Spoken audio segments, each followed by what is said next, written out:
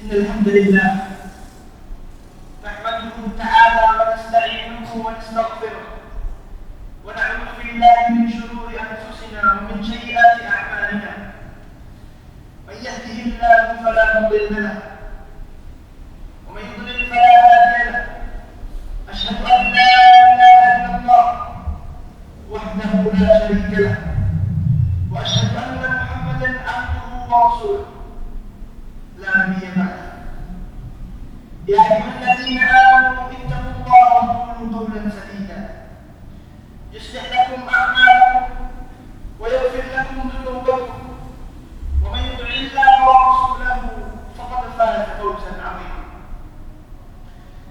فإن أصدق الحديث كتاب الله وخير الهدي هدي نبينا محمد صلى الله عليه وسلم وشر الأمور محدثاتها وكل محدثة بدعة وكل بدعة ضلالة.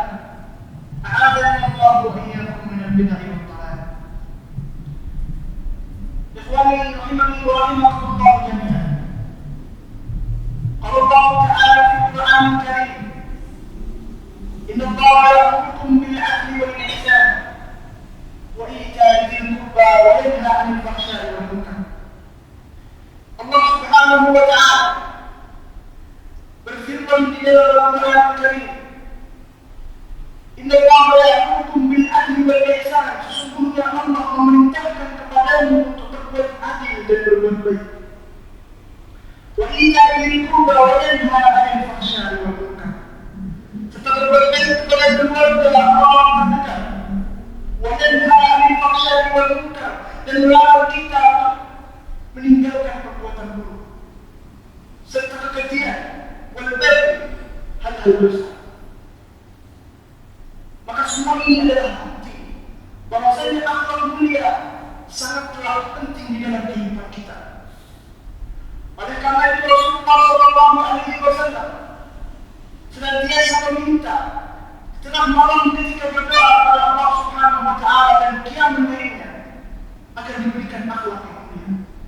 Diriwayatkan dari Ali bin Abi Thalib radhiyallahu anhu bahwasanya Rasulullah Shallallahu Alaihi Wasallam jika qala min al-lail yad'u bi da'watin katsiratin.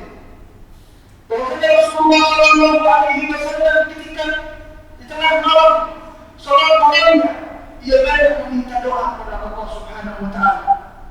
Wa minha dan di antara doa adalah Allahumma hdini li ahsanil akhlaq. Ya Allah, berikanlah kepadaku akhlak yang terbaik. La yahdi ahsaniha illa ant. Tidak ada yang memberikan, tidak ada zat yang dapat memberikan akhlak yang terbaik itu kecuali Engkau, ya Allah. Wasrif 'anna sayyi'aha. Kemudian doa beliau adalah jauhkan aku dari akhlak-akhlak jelek itu. La yasrif 'anna sayyi'aha illa ant. Tidak ada zat yang maha kuasa untuk menghapuskan akhlak-akhlak yang jelek illa kecuali Engkau, ya Allah. Maka ketahuilah dengan akhlak mulia ini pula derajatmu kelak di surganya Allah Subhanahu Wa Taala akan bersama orang-orang yang mulia, akan bersama orang-orang yang dipenuhi hari-hari dan puasa, akan bersama orang-orang yang dipenuhi malamnya dengan sholat malam meskipun engkau tidak mengerjakannya. Rawi Imam Ahmad diriwayatkan dari Imam Ahmad di dalam musnadnya bahwasanya Jabir bin Abdullah dari Aisyah radhiyallahu anha ummul mukminin inna rajula la yudriku bi husni khuluqihi. Sesungguhnya seseorang hamba ia akan mendapatkan dengan indahnya akhlaknya manzilatas shaim wal qa'im, kedudukan orang yang berpuasa di siang hari dan malamnya bersolat malam. Hanya dengan akhlak mulia engkau akan mendapatkan kedudukan yang tinggi kelak di surga. Kemudian di antara kepentingan akhlak mulia dalam kehidupan kita adalah mendapatkan kecintaan dari Rasulullah Shallallahu Alaihi Wasallam, yang itu adalah gambaran setiap umatnya yang dengan kita akan mendapatkan syafaat kelak di hari kiamat. Diriwayatkan dari Imam Ahmad dan Abi Dawud, Jabir bin Abdullah dari sahabat yang bernama Jabir bin Abdullah Abdullah radhiyallahu anhu bahwasanya Rasulullah sallallahu alaihi wasallam bersabda, "Inna ahabbikum ilayya," sesungguhnya seseorang di antara kalian yang paling aku cintai, "wa aqrabikum minni manzilan," dan orang yang paling dekat denganku kelak di yaumil qiyamah, di hari kiamat, "ahasinukum akhlaqa," adalah mereka orang-orang yang akhlak dipenuhi dengan keindahan dan kebaikan. Kemudian lanjut dari sabda beliau, "Wa inna min abghadikum ilayya," dan di antara kalian yang paling aku benci, "wa ab'adukum minni majlisa," dan tempat dan jalan yang paling jauh kelak di hari kiamat, "hum sarfa'un," mereka adalah orang yang banyak berbicara, banyak bergosip, wal mutasyaddiqun, dan banyak bergaul, wal mutafayyidun. Maka berkata para sahabat, "Qad alimna sarfa'un," aku telah mengetahui apa yang sarfa'un, mereka yang banyak berbicara, wal mutasyaddiqun, dan mereka yang banyak bergaul, wal mutafayyidun, dan siapakah mereka orang yang mutafayyidun itu? Maka Rasulullah sallallahu alaihi wasallam menjawab, "humul mustakbirun," mereka adalah orang-orang yang berbina sombong.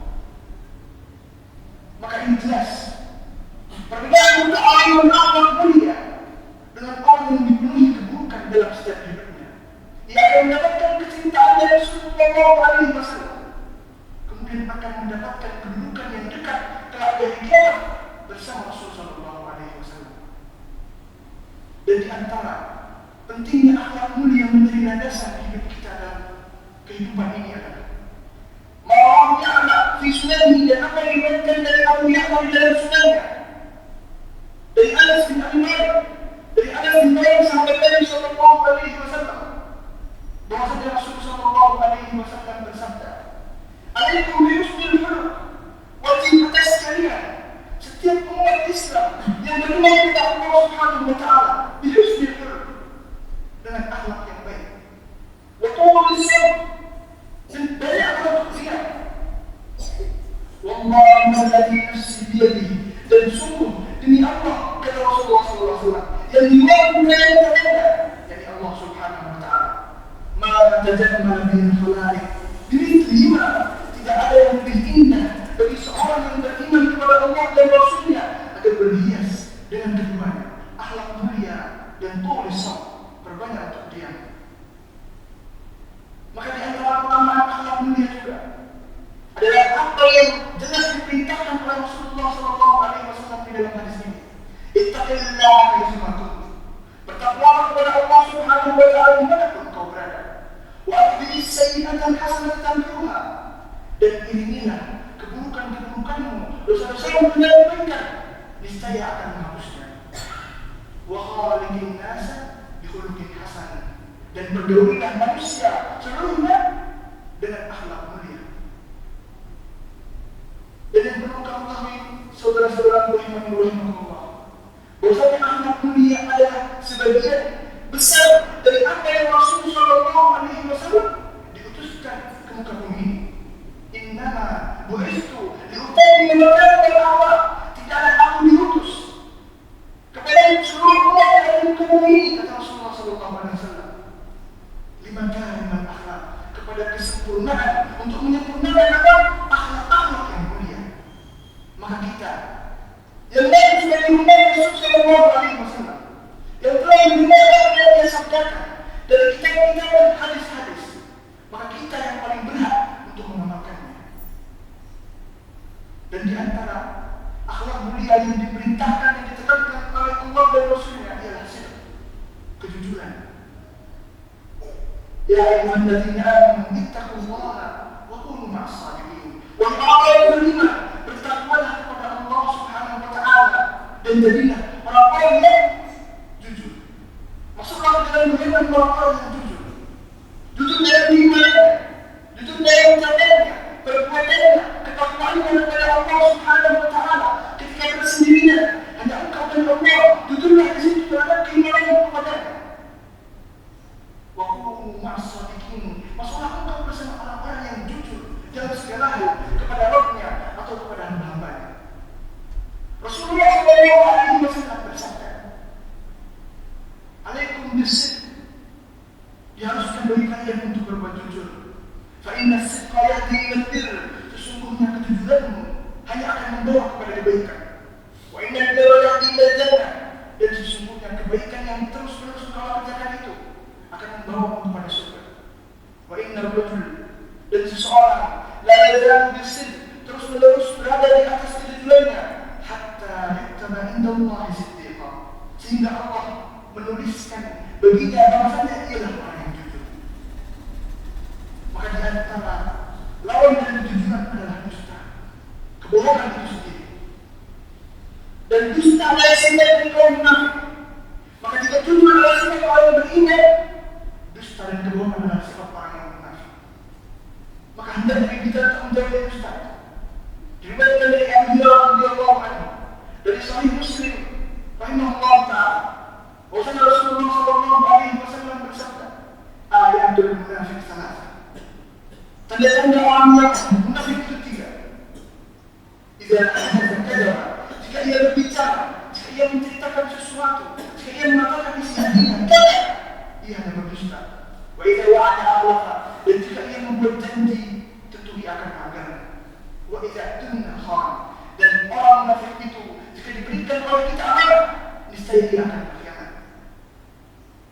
Maka kejujuran maupun kedustaan yang menunjukkan beda bukan antara surga atau neraka, antara orang yang beriman atau orang yang munafik.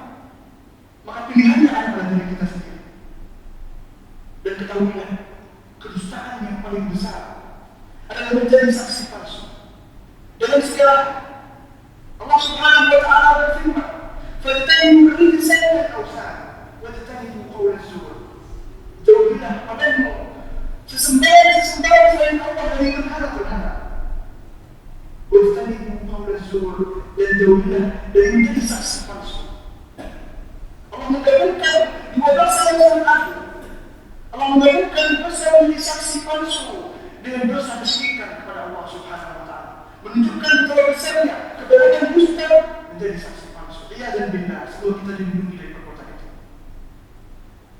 Kemudian Rasulullah sallallahu alaihi wasallam bersabda, "Ala adullukum ala akbaril kabair?"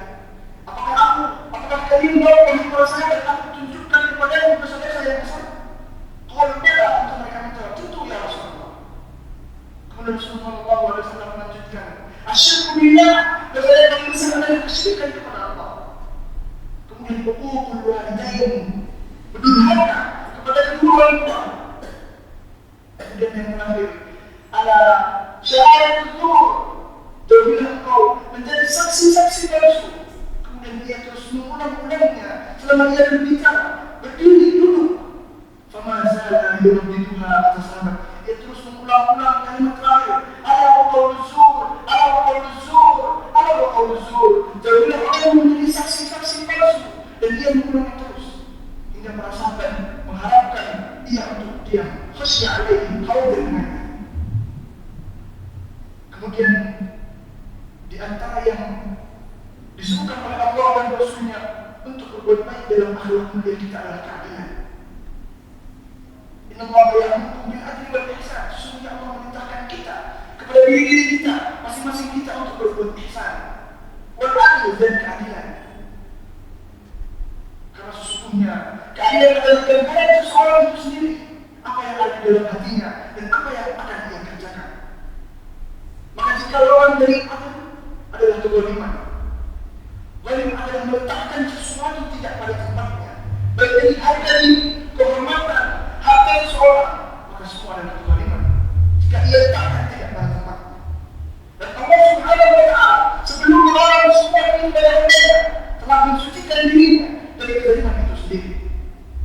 Allah Subhanahu wa ta'ala berfirman, "Wa naqul mawazin al-qisma yaumil qiyamah," dan Allah telah meletakkan timbangan amalan kita kelak di hari kiamat.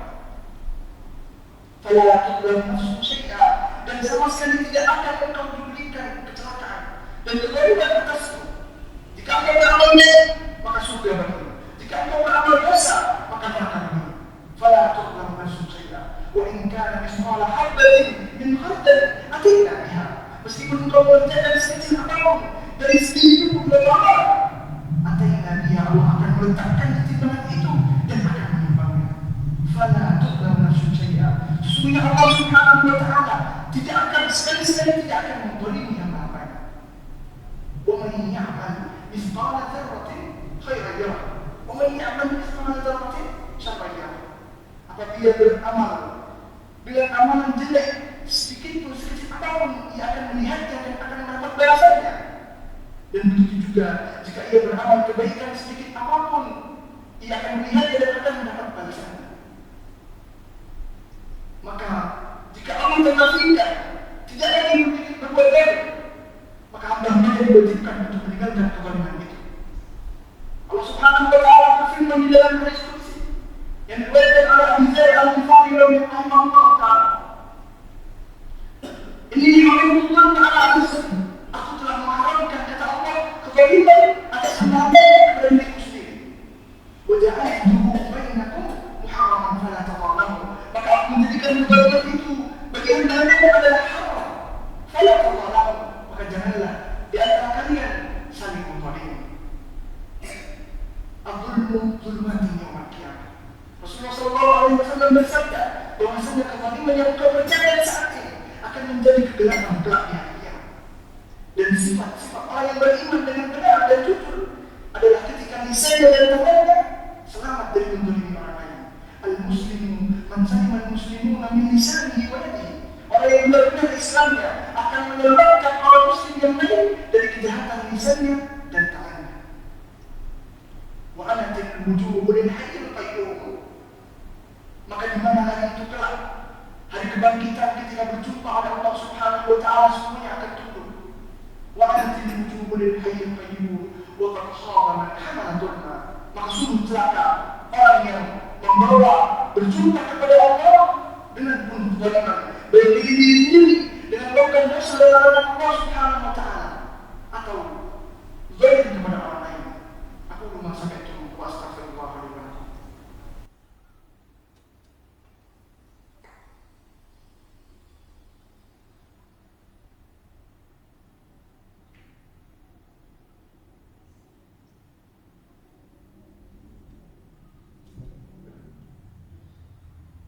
Alhamdulillah rabbil alamin. Wassalatu wassalamu ala nabiyyina mab'uts alamin. Nabiyyina Muhammadin wa ala alihi wa sahbihi ajma'in. Diriwayatkan dari Rasulullah sallallahu alaihi wasallam, dikala itu Rasul sallallahu alaihi wasallam dengan bersama para sahabatnya, ia bertanya kepada sahabatnya, "Hal ta'rif, apakah engkau mengetahui orang-orang yang bangkrut?" Kemudian para sahabat menjawab, "Mereka adalah orang-orang yang tidak memiliki harta dan dinarnya." Kemudian Rasulullah sallallahu alaihi wasallam menjawab, "Orang-orang yang bangkrut kelak di hari kiamat, mereka adalah orang-orang yang datang kepada Allah Subhanahu wa taala, ma'asanati dengan amalan-amalan baiknya, dari sholat malamnya, dari kewajiban-kewajiban yang ada bagi dirinya. Lakin berbahasa, namun ia memukul orang ini, wa akala mahadha, dan memakan orang ini, wa syakka mahadha, dan mencerca orang ini, wa safakata mahadha, dan membunuh orang ini. Fahada yukhul min hasanati, maka orang yang ia akan mencari bagian dari kebaikan-kebaikannya kelak di hari kiamat. Wa hada min hasanati, wa hada min hasanati, dan masing-masing mereka mengambil sesuatu dan apa yang ia beri pada dirinya. Fa idza funya hasanatuhu, Rasulullah SAW bersabda, dan jika orang ini telah habis kebaikannya, fa yutrahu fihi sayyi'atuhum, namun dia belum diqada oleh Allah Subhanahu wa taala, belum dihisab, masih ada padanya hutang-hutang berupa kezaliman kepada orang lain, maka orang itu diambil dosa-dosanya, fa yu'khadhu min sayyi'atihim, diambil dosa-dosa dari mereka dan diletakkan kepada orang yang berbuat zalim, fa yutrahu fin nar, dan kemudian orang yang berbuat zalim itu tuh finnar, diletakkan di dalam neraka. Ia menjadi oleh dosa-dosa yang dikerjakan oleh orang lain. Maka itu adalah sebenar-benarnya bangkrut yang ada di akhirat kelak. Bukanlah mereka yang tidak memiliki milik sendiri atau dinar, bukan mereka yang memiliki, tidak memiliki dinar dan dinar, namun mereka yang beramal untuk orang lain karena kezaliman mereka kepada orang lain. Kemudian diriwayatkan dari Ibnu Mas'ud, "Kuntu taraktu lawan li," ketika itu aku sedang memukuli kudaku. Sampai itu saya menjadi, kemudian aku mendengar ada Rasul, paling ada Rasul, dia ada Rasul. Faidah bihi Rasulullah sallallahu alaihi wasallam. Dan ketika aku menoleh, ternyata ia Rasul sallallahu alaihi wasallam yang memanggil. Kemudian Rasulullah sallallahu alaihi wasallam bersabda, "Allah, la aqdal alika min qudratika ala hada, la Allah la aqdal alika min qudratika ala hada." Sungguh demi Allah, kekuatan Allah dan keesaannya jauh lebih kuasa daripada kekuasaanmu pada budakmu saat ini. Maka ia jawab, "Nahur min ribatillah." Aku membebaskan budak ini dengan mengharap kepada Allah Subhanahu wa taala. Kemudian Rasulullah sallallahu alaihi wasallam menjawab, "Lau lam taf'al lalafahatkanna." Dan sungguh jika kau tidak melakukannya, api neraka akan melahap. Maka husnul khuluq, akhlak yang mulia dituntut bagi sekarang. Baik itu manusia, hewan, budak, bahkan sekalipun. Maka jadikanlah akhlak mulia dan landasan dalam kehidupan kita. Karena jika kezaliman terus menopang dalam jiwa kita, dan untuk selamat ketika kezaliman di atas dunia, apakah kau yakin akan kena selamat ketika dihisab oleh Allah Subhanahu wa taala? Apakah kau ingin menjadi Allah Subhanahu wa taala lalai dengan ya'mal qawmun, dengan apa-apa yang dilakukan oleh orang-orang? Innama yu'akhiruhum yawmin tashkhasu fihi al-absar. Namun Allah Subhanahu wa taala adalah mengakhirkan yang kena akan diganti kepada yang hidup liyaumin, di mana hari tasfasu hanya seluruh mata-mata fihi al-absar, memandang kepadamu. Maka harapkanlah seluruh kezaliman yang ada pada kita saat ini, sebelum kelak mau berjumpa kepada Allah, kita tidak dapat lagi dan menebus amal-amal kita dengan dosa-dosa yang mereka miliki. Wa kadzalika akhdhu rabbika idza akhadha al-qura. Dan begitulah Allah Subhanahu wa taala ketika mengadab suatu kaum, wahia zalimah dari kaum itu berada dalam kezaliman. Inna akhdahu alimun syadid. Sesungguhnya azabnya sangatlah pedih dan menyakitkan. Maka ta'awun 'alal birri wat taqwa, maka seringlah saling ta'awun, tolong-menolong di atas kebenaran dan kebaikan. Allahumma ighfir lil muslimina wal muslimat al-ahya'i minhum wal amwat, innaka sami'un qaribun mujibud da'wat. As'alullah al-karim rabbal 'arsyil 'azim ay yatawallaka fid dunya wal akhirah wa yaj'alaka mubarakan aina ma kunt wa yaj'alaka mimman idza utiya sabara wa idza tuliya sabara. Allahumma inna ala zikrika wa syukrika wa husni ibadatik. Allahumma inna ala zikrika wa husni ibadatik. Allahumma inna fi awtanina wa aslih wilayata umurina waj'al wilayataka liman khafaka wattaqa wattaba'a ridhak. Aqulu ma sami'tum wa astaghfirullah li wa lakum wa li jami'il muslimina wal muslimat.